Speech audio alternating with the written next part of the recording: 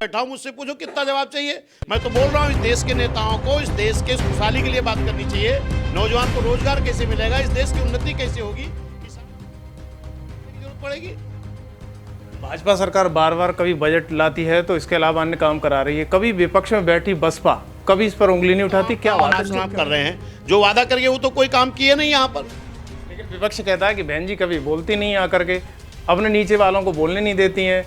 Twitter से मैं कह रहा हूँ, उन्होंने कहा कि ट्विटर पर तंज कस दिया जाता है, बस ट्विटर पर जवाब देती है, नीचे स्तर पर कोई काम नहीं हो रहा है। क्या कहेंगे? बहुजन समाज पार्टी भी 2022 का चुनाव लड़ चुके हो, विधानसभा चुनाव, उसमें आप सीटें नहीं निकाल पाए। आप बहुजन समाज पार्टी से वर्कर किसी का वर्कर मेहनती नहीं है। लेकिन कोर वोटर क्यों खोती जा रही है बसपा, जिसे कोर वोटर के नाम से जाना जाता है। बसपा में कोर वोटर आप लोग करते हो। यहाँ 1 लाख वोट मिला किसका? 1 लाख वोटर से जीत नहीं होती। नहीं, 1 लाख एक विधानसभा में कितने से जीत होती भाई?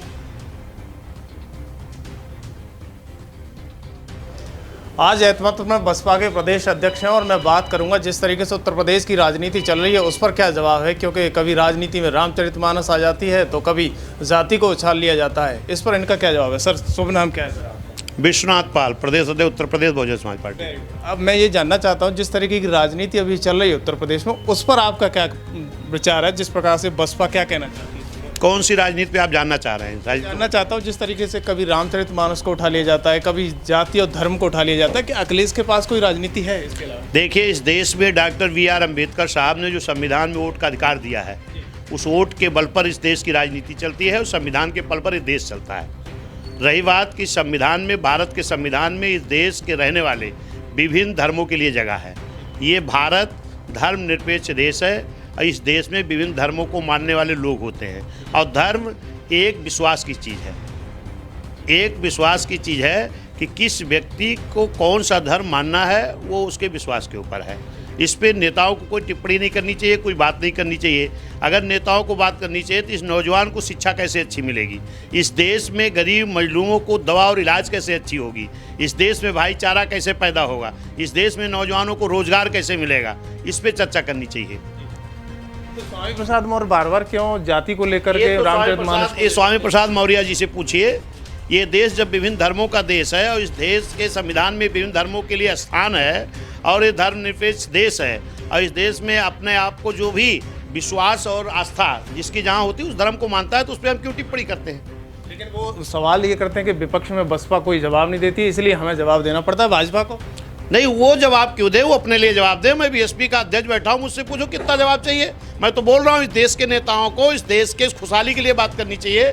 नौजवान को रोजगार कैसे मिलेगा, इस देश की उन्नति कैसे होगी, किसान को अच्छा मूल्य कैसे मिलेगा, छात्र को अच्छी पढ़ाई कैसे मिलेगी, इसकी बात करो ना। जब ये देश विभिन्न धर्मों का देश है, धर्म पे हमें आपको चर्चा करने की क्या जरूरत है? धर्म गुरु है, उस पर वो बात करते रहेंगे जो करने की जरूरत पड़ेगी। भाजपा सरकार बार बार कभी बजट लाती है तो इसके अलावा अन्य काम करा रही है, कभी विपक्ष में बैठी बसपा कभी इस पर उंगली नहीं उठाती। क्या बात है, चुप क्यों रहती है? नहीं, भारतीय जनता पार्टी ने जो भी वादा किया था आज तक, चाहे वो बुलेट ट्रेन का वादा किया, चाहे स्मार्ट सिटी का वादा किया, चाहे नौजवानों को 2 करोड़ नौकरी का वादा किया, जो भी वादा किया वो तो पूरा नहीं किया। चाहे उसने ये वादा किया था कि मैं इस देश में जब मेरी हुकूमत आएगी तो महंगाई को कम करेंगे, लेकिन इस देश में कोई ऐसी वस्तु बता दो जिसकी महंगाई कम हुई हो। हर वस्तु 2-3-4 गुना महंगी हुई है। आम जनता परेशान है, किसान परेशान है, छात्र परेशान है, नौजवान परेशान है। जो उन्होंने वादा नहीं किया वो तमाम काम अनाप शनाप कर रहे हैं, जो वादा करके वो तो कोई काम किए नहीं यहाँ पर। लेकिन विपक्ष कहता है कि बहन जी कभी बोलती नहीं आकर के, अपने नीचे वालों को बोलने नहीं देती हैं। ट्विटर से मैं कह रहा हूँ, उन्होंने कहा कि ट्विटर पर तंज कस दिया जाता है, बस ट्विटर पर जवाब देती है, नीचे स्तर पर कोई काम नहीं हो रहा है। क्या कहेंगे? बहुजन समाज पार्टी से ज़्यादा नीचे स्तर कोई काम नहीं कर रहा है। बहुजन समाज पार्टी में गांव चलो अभियान के तहत, चाहे नगर पालिका हो, चाहे टाउन एरिया हो, चाहे देहात का क्षेत्र हो, हर जगह मेरे कोऑर्डिनेटर से लेकर के सभी नेता जा रहे हैं और सब बूथ और सेक्टर पर जा करके कमेटी को गठन कर रहे हैं, बना रहे हैं। और भारतीय जनता पार्टी को जितना जवाब मान्य बहन जी दे रही उतना कोई नहीं दे रहा है। आज भी मैं बोल रहा हूँ कि भारतीय जनता पार्टी जानबूझ करके एक षड्यंत्र के तहत, एक साजिश के तहत, जिसकी लड़ाई नहीं थी उसको लड़ाई दिखा करके सरकार में बैठी है। और आज बहुजन समाज पार्टी के सारे लोग इस बात को समझ गए हैं। जिस तरीके से साथ में मुस्लिम समाज, पिछड़ा SC ST, न्याय पसंद ब्राह्मण क्षत्रिय वैश्य एक होकर के पूर्ण बहुमत की सरकार साथ में हमारी बनी थी। और फिर आने वाले चुनाव में चाहे नगर पंचायत हो, पालिका हो, वार्ड हो, चाहे लोकसभा को हो, इस देश का बड़ा प्रदेश है उत्तर प्रदेश, और उत्तर प्रदेश में बड़े दल के रूप में बहुजन समाज पार्टी आएगी। आम जनता की समझ में आ गया है। आप पीछे भी 2022 का चुनाव लड़ चुके हो, विधानसभा चुनाव, उसमें आप सीटें नहीं निकाल पाए। आप आगे आने वाले चुनाव की बात कर रहे हो, कैसे कर सकते हो आप? 2022 के चुनाव में मैं ये कह रहा हूँ कि एक बहुत बड़ा षड्यंत्र और साजिश हुई थी। बहुजन समाज पार्टी के पास 10 सांसद हैं और इस पार्टी को भाजपा के प्रचार तंत्र के द्वारा डमी दिखाया गया, जबकि 5 सांसद वाली पार्टी को लड़ाई दिखा दिया गया। 10 सांसद वाली पार्टी मजबूती से लड़ाई लड़ेगी कि 5 वाली? 10 वाली लड़ेगी ना। इस देश की राष्ट्रीय पार्टी बीएसपी को डमी दिखाया गया, एक क्षेत्रीय पार्टी को लड़ाई बताई गई। SC ST खाली 26% जिस बसपा के पास है, इसको डमी बताया जाता है, लड़ाई के बाहर दिखाया जाता है। जिसके पास कोई वोट बेस नहीं उसको लड़ाई में दिखाया जाता है। ये भाजपा के प्रचार तंत्र के द्वारा बहुत बड़ी चाल की गई थी, साजिश की गई थी। अगर बीएसपी को लड़ाई में दिखाया गया होता तो आज बीएसपी हुकूमत में होती और दोनों दलों का कहीं अता पता नहीं होता। ये 2007 में हुआ था। 2007 की बात कर रहा हूँ कि जब बहुजन समाज पार्टी की सरकार इस प्रदेश का अल्पसंख्यक मुस्लिम समाज, पिछड़ा समाज, SC ST समाज और न्याय पसंद ब्राह्मण क्षत्रिय वैश्य समाज के लोग जब एक होकर के बहुजन समाज पार्टी को वोट दिए थे तो बहुजन समाज पार्टी की पूर्ण बहुमत की सरकार बन गई थी। और उसी साथ में भारतीय जनता पार्टी को 80% सीटों पर 4000, 6000, 2000 ज़्यादा वोट नहीं मिला था। फिर 12 में चुनाव हुआ, फिर भाजपा के लोगों को 4000, 6000, 8000, 10000 ज़्यादा वोट 80% सीटों पर नहीं मिला, लेकिन कहीं चर्चा नहीं हुई, भाजपा खत्म हो गई। और आज बहुजन समाज पार्टी इस जिस विधानसभा में बैठे हो, कितना वोट मिला था बसपा को? कितना मिला था? 1 लाख वोट मिला।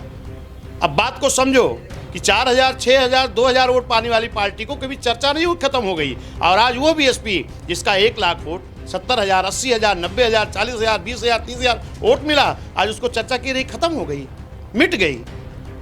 तो लगता है कि कोर वोटर षड्यंत्र तो साजिश है। बहुजन समाज पार्टी कभी मिट नहीं सकती। बाबा साहब का मिशन है, माननीय कांसीराम साहब की सोच विचारधारा है, बहन जी का संघर्ष है।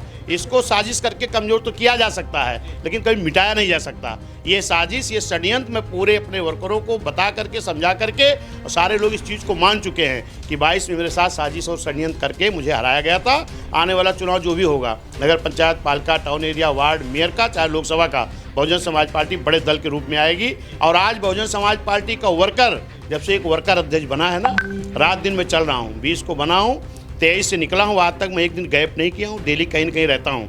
कल भी मैं देखा, एक घटना हुई थी हमारे छाता में, मेरे एक नौजवान संदीप बघेल को 18 साल की उम्र की हत्या कर दी गई और वहाँ 4 मुलजिमान हैं जो नामजद हैं। 2 की गिरफ्तारी अभी तक नहीं की गई। मैं कल उनके घर गया था, होकर के लौटा था। मैं अपने विधानसभा अध्यक्ष के घर आ गया, अभी परवीन बघेल जी के घर गया, इधर हमारे प्रधान जी हैं, क्या नाम, तुम इस संघ के यहाँ, मैं भी इनके घर पे मैं गया। मैं अपने वर्करों के बीच में जा रहा हूँ, इनको बचा रहा हूँ कि सब लोग दमदारी से सामने आ जाओ, और आने वाला जो भी चुनाव होगा सबको पता लग जाएगा क्या है। बहुजन समाज पार्टी से वर्कर, किसी का वर्कर मेहनती नहीं है। लेकिन कोर वोटर क्यों खोती जा रही है बसपा, जिसे कोर वोटर के नाम से जाना जाता है? बसपा में कोर वोटर आप लोग करते हो। यहाँ 1 लाख वोट मिला किसका? 1 लाख वोटर से जीत नहीं होती। नहीं, 1 लाख एक विधानसभा में कितने से जीत होती भाई? एक विधानसभा में 50,000, 30,000 से भी जीत होती है। लेकिन गॉन आर द डेज, वो दिन चले गए। Now you count your days sir, अब दिन गिनो ना आप। आज भी बहुजन समाज पार्टी के पास सबसे बड़ा बेस वोट है। 26% किस दल के पास बेस वोट है बताओ? मैं किसी के पास है? बहुजन समाज पार्टी के पास है। और इसके साथ जो षड्यंत्र है उसको बता करके सबको सामने हकीकत ला रहा हूँ। फिर हारने के क्या कारण? हारने का कारण मैं बताया तो, 7 में 2-4 हज़ार वोट बीजेपी क्यों मिला था? कभी चर्चा हुई, खत्म हो गई। 12 में 2-4 हज़ार वोट क्यों मिला? कभी चर्चा हुई, खत्म हो गई। आवाज हम बता रहे हैं 1,70,000, 80,000, 90,000, 50,000, 40,000 में, आप कह रहे हो खत्म हो गई, खत्म हो गई। मैं नहीं कह रहा, मैं तो आपकी जीत के आधार पर कह रहा हूँ। जो जीत, क्या पार्टी की जीत है, कैसे कमजोर होती जा रही है, मेरा सवाल ये। बीएसपी कमजोर हो ही नहीं सकती है। मैंने आपको बताया, एक षड्यंत्र और साजिश के तहत मेरे 10 सांसद से मुझको डमी कौन दिखाया? किसने दिखा करके डमी हमको बताया? 10 वाला कमजोर लड़ेगा, 5 वाला लड़ाई लड़ेगा। ये भाजपा के प्रचार तंत्र ने एक साजिश षड्यंत्र के तहत दिखाया था और इसको आम जनता समझ चुकी है। अच्छा, मेरा चलते चलते एक सवाल और है। आज़ाद आ रहे हैं अपनी पार्टी लेके, चंद्रशेखर आज़ाद। बहुत लोग इस तरह पार्टी बनाए हैं भाई, एक आदमी का नाम क्यों लेते हो? उसका तो कुछ है ही नहीं कहीं। वो माने जा रहे हैं सामाजिक संगठन बनाओगे तो बहुजन समाज का वर्कर बाबा साहब के नाम पर खड़ा हो जाएगा, लेकिन जिस दिन दल बना खड़े हो जाओगे उस दिन हैसियत पता लग जाएगी। बहुजन समाज का वोटर नेता मानता बहन जी को, दल मानता बहुजन समाज पार्टी को। 2024 के लिए चलते चलते क्या तैयारी है और कितनी बहुत सीटें? मजबूत तैयारी है।